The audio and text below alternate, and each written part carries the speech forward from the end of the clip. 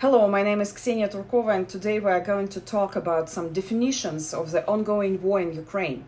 This week, the Pulitzer Prize Board awarded Ukrainian journalists a special citation for what is described as their courage, endurance, and commitment to truthful reporting during Vladimir Putin's ruthless invasion of their country and his propaganda war in Russia.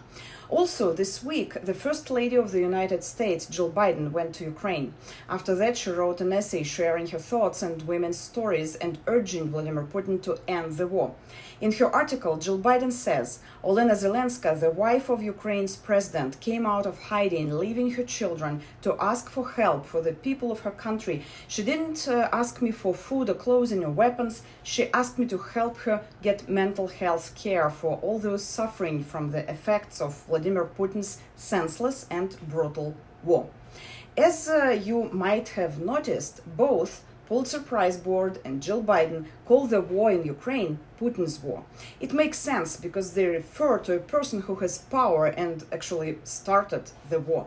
However, a big part of Ukrainian society, I would say most Ukrainians, strongly disagree with that definition. They say that by using it, we point out only one person. Meanwhile, it's not a secret that many Russian people support him and support the war, in the Russian media language, special operation. Therefore, from the Ukrainian perspective, the term Putin's war relieves the Russian people of all responsibility regarding the invasion. That's why Ukrainians insist on the term Russia's war. The recent polls in Russia do confirm a significant part of the Russian society does support so-called special operation.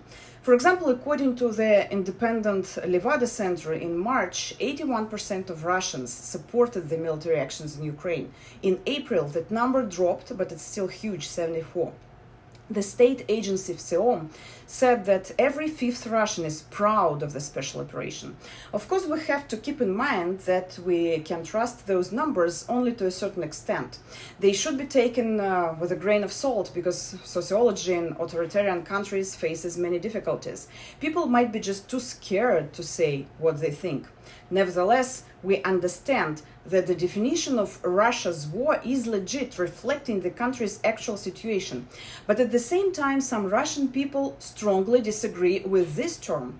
I mean those Russian people who do not support the war, who have been protesting against Putin regime for years and are brave enough to still stay in the country, facing 15-year imprisonment. So which definition would be correct?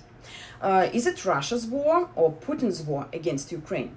Although both sound valid and can be used in specific contexts, I agree that it's not correct to stick only to one of them. So instead, I would suggest a third one, a war of Putin's Russia. Using this definition, we can emphasize that Putin's regime and all people who support it are responsible for the war. However, those people who have been protesting against the invasion all those years are Russians, but they do not belong to Putin's Russia.